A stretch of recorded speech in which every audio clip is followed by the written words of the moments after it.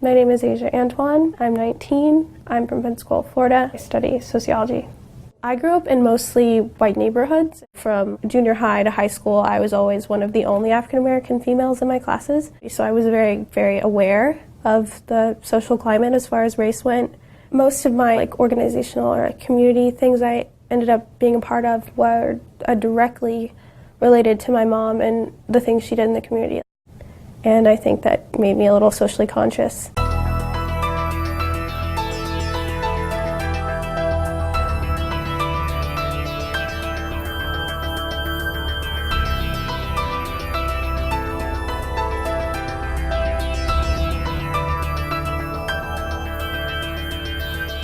Welcome to Bridging the Gap. I'm your host, Audra Carter, and today's most exciting show is going to be about something that most of you have heard the name, but perhaps don't know too much about them. We're going to be talking about historical black colleges, and we're very excited to have our guests with us today. They are here from many places, and I just want them to kind of tell us a little bit about yourself and who you are. I have next to me Mr. Stanley Conley. That's Connor, Stanley Connor. I'm Thank from you, sir. Concordia College, Alabama, located in historical Selma, Alabama. Oh, that's And wonderful. I'm the senior recruiter. Thank you for coming. And Ms. Letitia? Hello, my name is Letitia McCain. I am Dean of Instructional Services from Bishop State Community College in Mobile, one of 14 historically black two-year colleges in the nation. Thank you so much for coming. Mr. Derek? Derek Wilson, Wilberforce University. We're 160 years old, one of the oldest HBCUs in the United States, so very happy to be here. I'm the Associate Director of Admissions at Wilberforce University. And for those of you out there, welcome to Bridging the Gap. So the first thing we need to do, as a teacher once told me, is we need to define what is an HBCU. There, historically black colleges and universities were formed right after the Civil War. You had newly freed slaves and they needed to be educated. And after the Second Morrill Act was passed, a lot of those colleges, a lot of states received land to build land grant institutions. Many of them were founded in the South because many of the slaves were in the South. A lot of them were formed by churches, organizations, and so the states, churches, all of them founded historically black colleges and universities, and that's why we have public and private, and it's always public versus private. And so we're excited about the 107 that we have in our nation. Thank you for that. And for those people who don't understand what the difference is, and this is to all of you, what is the little rub between the public and the private? Money. Yes, definitely. Say that again. Yes. Money. Yeah. Meaning what? Well, and a lot of times that is the difference. You know, your private, Concordia is a private institution, so you rely a lot on your board members and people that you have there at the university to go out and actually raise the money. And that really creates a problem because of your market. So you have a tendency to rely on your tuition. So when you are tuition driven, you know, it's all about your enrollment at that time. And as everybody knows, the enrollment is up and down quite a bit now. Whereas public institutions. Public, you know, your state supported schools, they have a different kind of budget, so they're able to get more done. And a lot of times able to keep up with the technology because of the support that they get, you know, along with donations, private donations and donations from their alumni. Yeah. So for those of you out there, support higher learning institutions such as HBCUs because they're a place where our students can go to and get education. So let's just kind of go into what is a uniqueness about historical black colleges? Why I understand what they are and how they came about, but why were they unique and are they still unique today? Well, at Concordia, you know, our mission is to educate the students through a Christ-centered education, educating them, you know, so they could go back home and work in the church, be a service to the church, service to the community, and actually the world.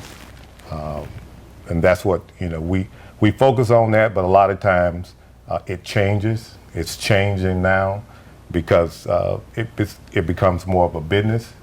And we're really focusing on getting back to our roots because once you came to a HBCU, it really made the difference in a person's life because you got that kind of attention, that one-on-one attention, and it was not about the money because everybody did whatever it took to get you through school. Any kind of job to make sure that you're able to pay for it. But now it's not like that. So we're struggling because you do have to come up with the cost, and the cost is constantly going up. But we're really trying at Concordia, we're really trying to go back to our roots and really focus on the student. Not being competitive enrollment, reaching the student where they are, bringing them in, testing them, and starting at that point. But we pay a lot of attention to the social aspect, the do's and the don'ts, and really working on the attitudes, the work ethics. A student comes in, most of the time, if you're not coachable, is the term I use because I am a coach. If they're not coachable at one level, they definitely won't be coachable once they become an adult. So we try to go back to the roots and start all over again. Thank you. And we think that's very important. You got to reach the students where they are. Thank you for that. And I'd like you to add to that, just let's say a student is out there, parents, and they're getting ready to graduate or they're a junior at Escambia High School, they're not doing so well. How can HBCUs benefit them, or can they? Well, I think access to higher education is key for any student. If a student knows that they have an opportunity to attend college, and we're unique in that we're historically black two-year college, and when we talk about access, not all students are going to go to a college or university, so you have to prepare students to be able to go into the workforce and to feel good about themselves. And so we have to back up into high schools and partner with K-12 systems because that's really where it is.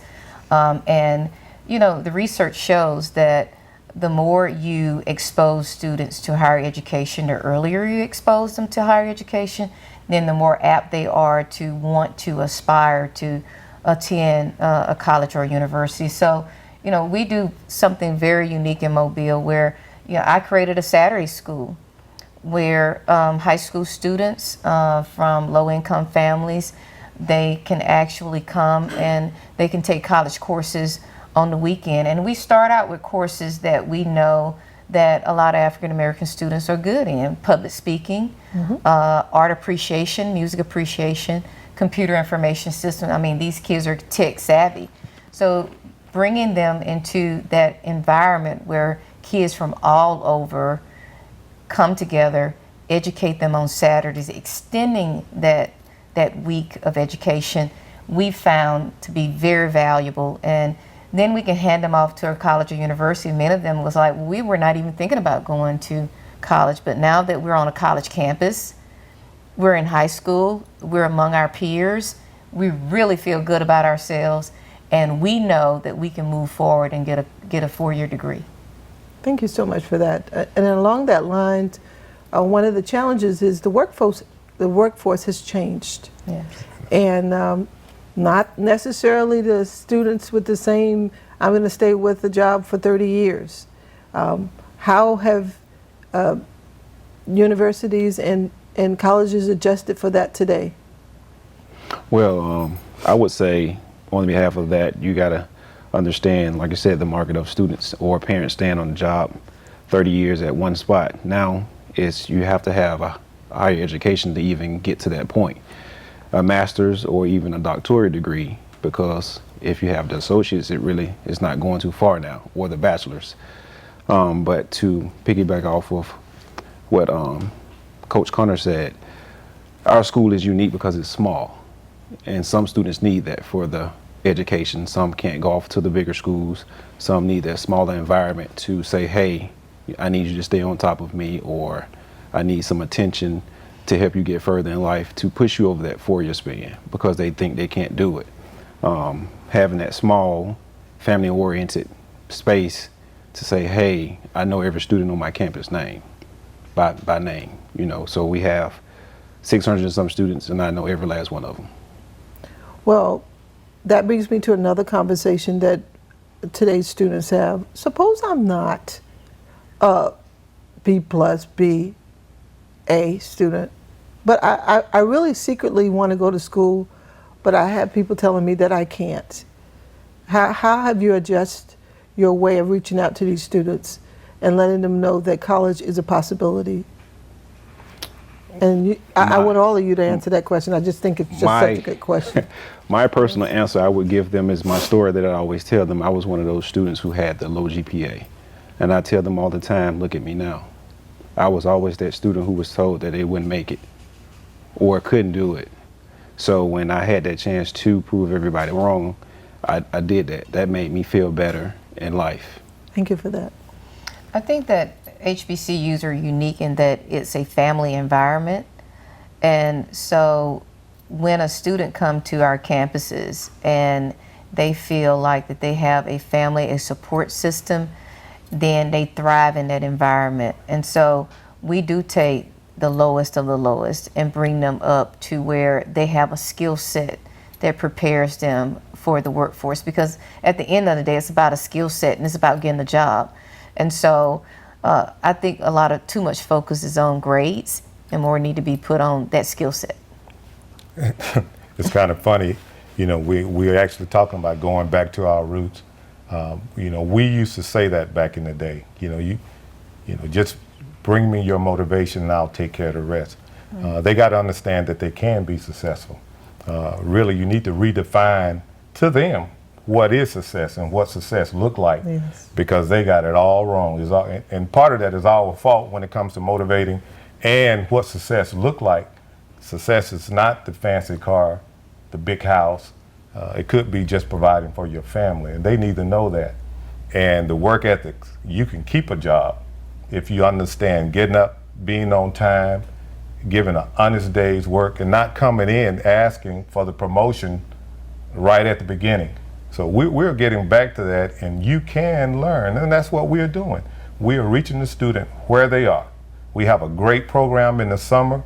If you come to that program, you can make it. It's an academic boot camp, and we are reaching the student where they are, getting them prepared for college.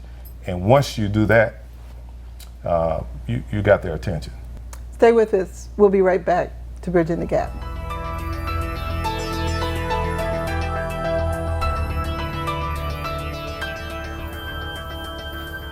Welcome back. I'm so excited to bring to you Mission 21. We're going to get right into it. Mr. Brown, what is Mission 21? Mission 21 means think twice, speak once, and it started at Sherwood Elementary School. Me and Ms. Curtis, along with Ms. Tyndale, had to come up with a program for the kids, and we wanted to be Mission 21. Think twice, speak once. Okay, Ms. How did the goals, what are some of the goals for the program? Well, we wanted to address, Victor came to me and we were talking about some of the problems that the kids are having on the school bus, at school, at home, and anger is a big one, and respect. We also have problems with empathy, having empathy for other kids and each other, their families, conflict resolution, and building up our leadership skills. And so those are some of the highlights and social skills that we're hitting on in our group. And Ms. Tyndall, where do you want to take it? At the end of the 6 weeks program, we don't want it to stop there. We want to track these students through graduation, because the ultimate goal is that they graduate and that they're contributing members of the community. So some of our goals are for them to become members of the Mission 21 Club. They'll have a coat, a tie, wear those once a month to the school, because we want them to be leaders in a positive way at our school. And already students are looking up to them, wanting to be members of Mission 21 as well. So lots of positive things happening so far. One program we've already decided to do next year to continue with this one group is them garden, the fall garden, be in charge of that. When they harvest the crops, they'll make soup and serve to the other students in the school to give back We just want to thank you guys for coming on the show today. I'm so excited about Mission 21. Want to encourage the community to be a part of it, and we'll be right back from a quick break. My name is Asia Antoine. I'm 19. I'm from Pensacola, Florida. I study sociology. I grew up in mostly white neighborhoods. From junior high to high school, I was always one of the only African American females in my classes. So I was very, very aware of the social climate as far as race went. Most of my organizational or community things I ended up being a part of were directly related to my mom and the things she did in the community. And I think that made me a little socially conscious.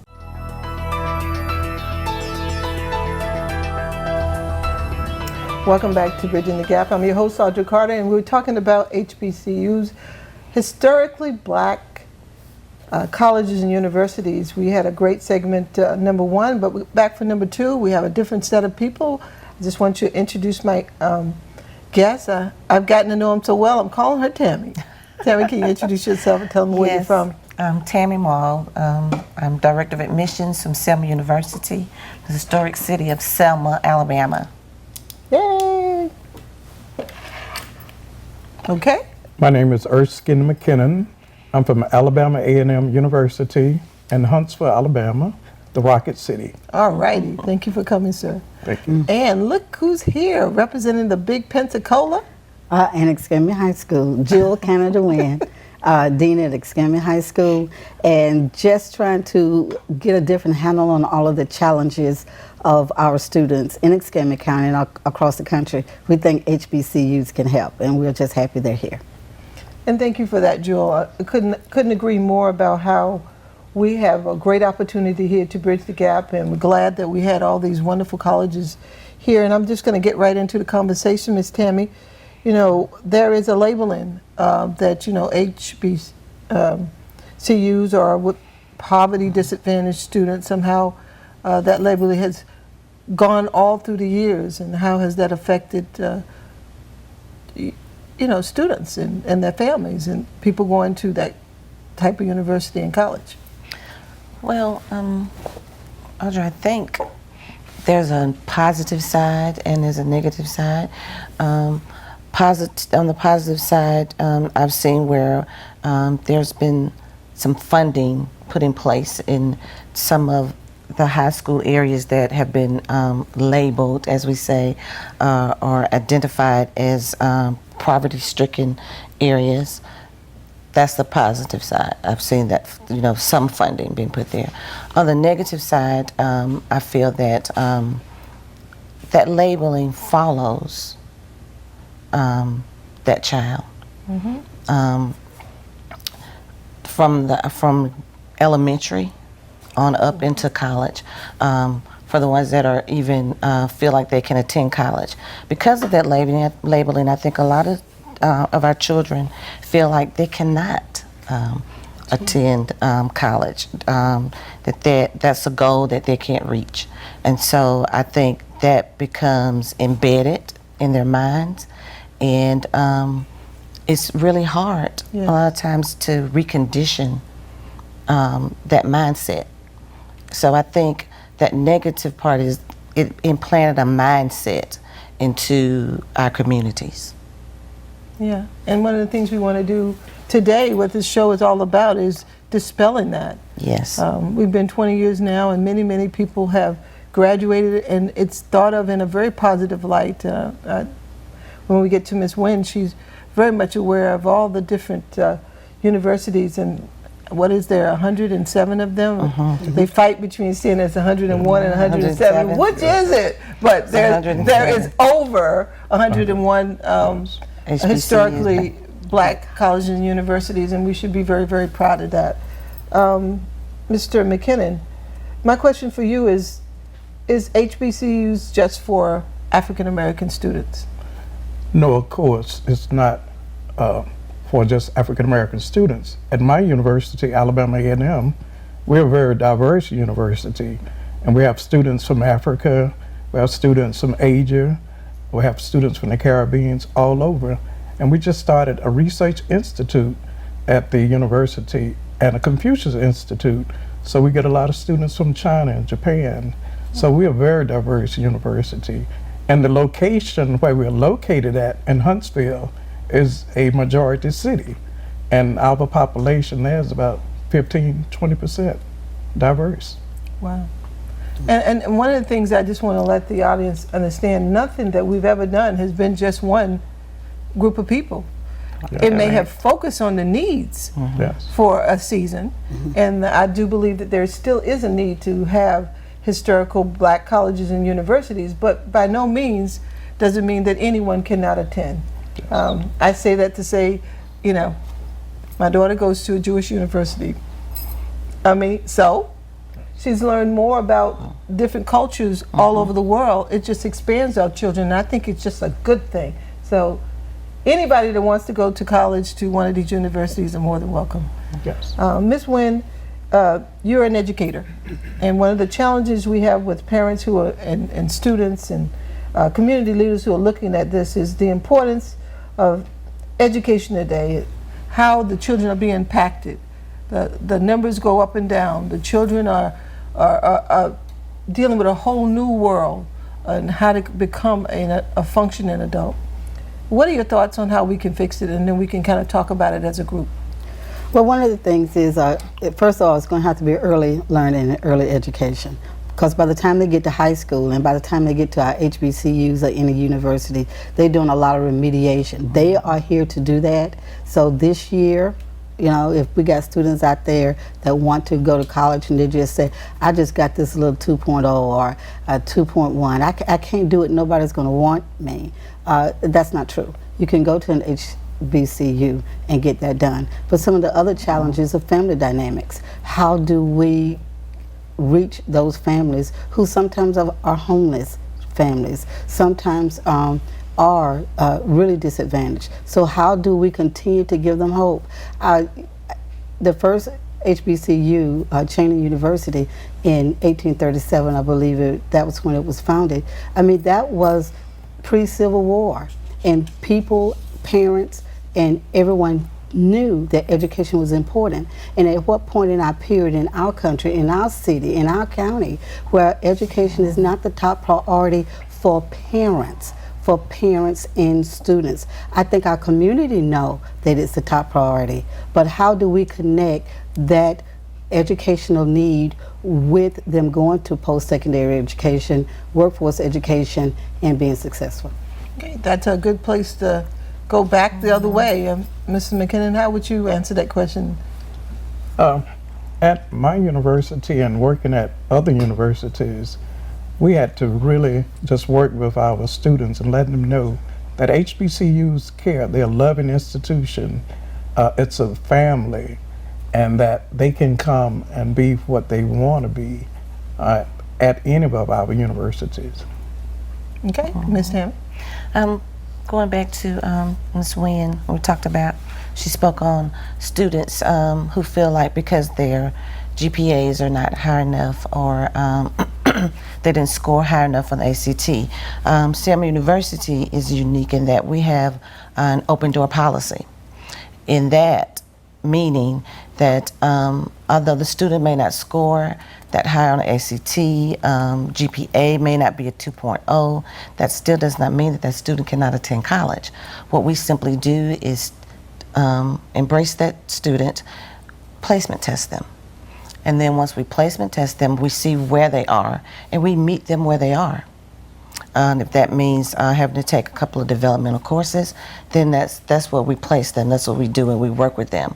Offer tutoring to help them along through that journey, and then we move them on. So in that, having that open door policy, we found that a lot of students who would never have attended college, simply because they didn't think that they could, that they would be able to make it in college, or even that someone would even accept them.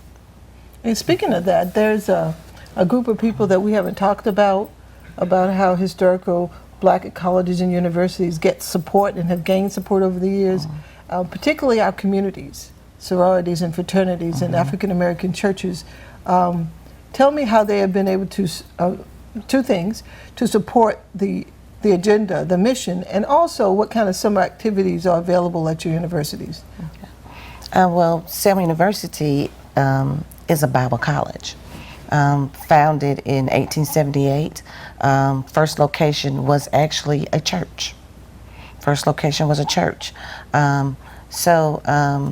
In that, we've been really always community-based, Christian, spiritually based. Our mission is to make sure our students get a spiritual and intellectual education. At Alabama A&M University, our university motto is service and sovereignty. And with that motto, we are an advocate for anyone to come to Alabama A&M. And the community is highly involved with it. And our university was founded by a free slave. And back in slavery, he lived in the community and started a normal school for African Americans in Huntsville, Alabama. Thank you for that. And Jill, quickly, before we go to break, our activities during the summer, how important that is in getting our children where they need to be to next level. Very important. I would like to see our HBCUs, and it's so great to have them here. Oh, yes. Because this connection would allow us to connect with resources that they have so that we can send our students to summer programs and enhance and instill, encourage, and motivate them. And that will help them here in our local area when they don't know what to do, how to do. We get two bangs out of this. We get them introduced to the schools, higher education, and those activities, and we give them something to do, keep their minds thinking and going. And we're getting ready to go to break, and I'm going to bring back a group of people who don't get it twisted. They deal with kids every day who have anger issues, and they're going to bridge the gap between where these kids are and getting into school like an HBCU. Stay with us. We'll be right back.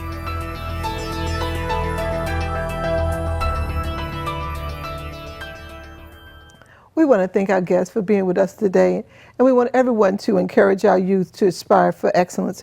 We want to thank our HBCUs for being with us today and Mission 21. It's important that we all be a part of the solution in our community. I know that we can do it, and we want to thank you for joining Bridging the Gap.